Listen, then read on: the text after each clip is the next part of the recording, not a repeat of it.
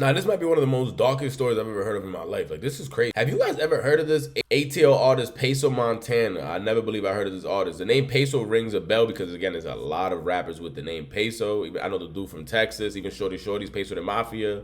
He has no affiliation with any of those crews that I know of. Does anyone know Peso Montana? Allegedly, this man was a tattoo artist and a rapper, promising girls tattoos. I don't know if he was promising to pay for it or do it himself, is why I'm assuming he's a tattoo artist. And then when they went, he drugged them and then allegedly R-worded them. Disgusting. This video starts off with a quick clip of him in prison. Like I told you guys in a couple videos today, when you get charges like this and you go to jail, they're gonna be waiting for you, bro. You're gonna get a warm welcome. I'm telling you, like the dude that threw the kid against the wall in 2K, I said it in that video. They're gonna use him like a human handball. You wanna throw kids against the wall while playing 2K? Bet. They're gonna grab him from his balls and neck and just throw him against the wall. I'm telling you, that's gonna become a new sport in prison. And it looks like they were waiting for homie right here. Obviously, I cannot show the first couple seconds of this video on YouTube because it's graphic. Go check it out yourself. Nobody's harmed, really. Like, you get me? No one's really harmed. Like, he's still good. Before we get into this, there's a lot more we want to share in this on the actual crimes that he did and what created this outcome. We'll share the audio, but again, crazy. Comment down below, please, guys. Share your thoughts about this video. Do you know who this rapper is, Peso Montana? Is there a big song he has that I should check out in this channel? Let me know down below. Sub up any thoughts you might have about this or any more information I might miss. Please let me know. There's always two sides of the story. Sometimes there isn't, though. I'm not gonna lie to you. When I hear charges like this, sometimes there is. 1,000 subs, we will be doing a giveaway. If you guys haven't seen some of the unboxing we've done on this channel previously, go check those out. Hold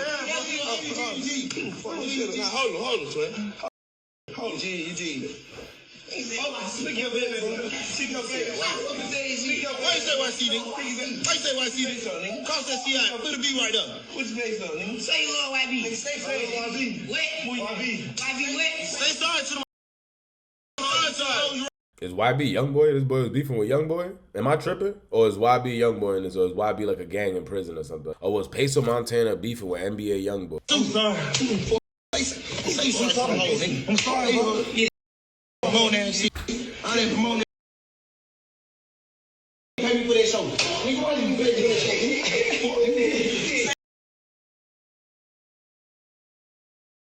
Yeah.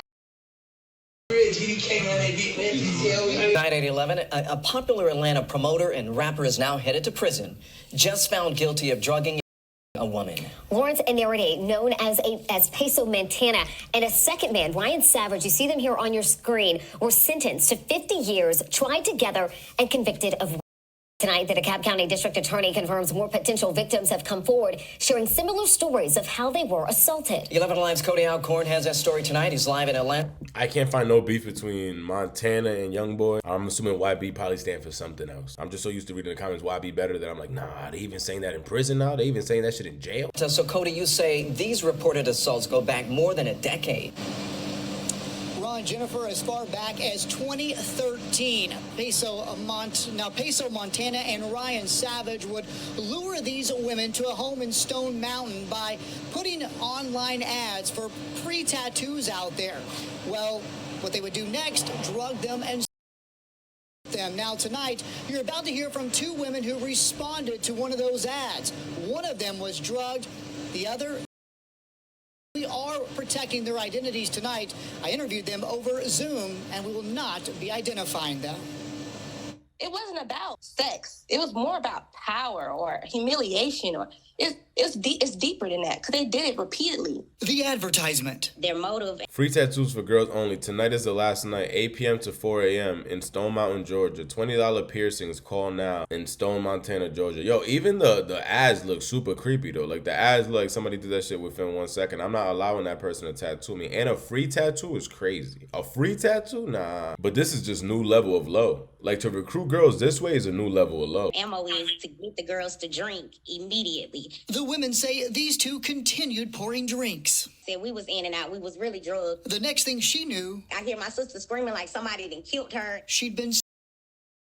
I was hysterical. Pretty much I wanted to be in a safe place. Police. So I asked her to, take me home. So I called the police from there and I went to go get kit done at the Cat Medical that same morning. So what happened next? They didn't stop. He started making music. Referring to Lawrence Inarity, known as Peso Montana. He was an Atlanta promoter for years. He was hosting parties, getting girls drunk and stuff for years, and nobody said anything. They fought a silent battle. If all those girls in my DM would have spoke up, would have actually came forward and just no, I'm not going for it. It's wrong. Violated. I deserve to be heard. A decade decade later, Rarity and Ryan Savage have finally been stopped, only tried for one, partially because of the statute of limitations. All these girls having the same story with the same couple of people, and nobody paid attention to it.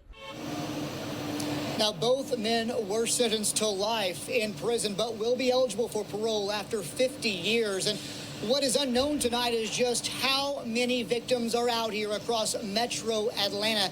The two women you just heard from believe there are many, many more victims. As you mentioned, Jennifer and Ron, the DA, has reached out to several more. What happens next?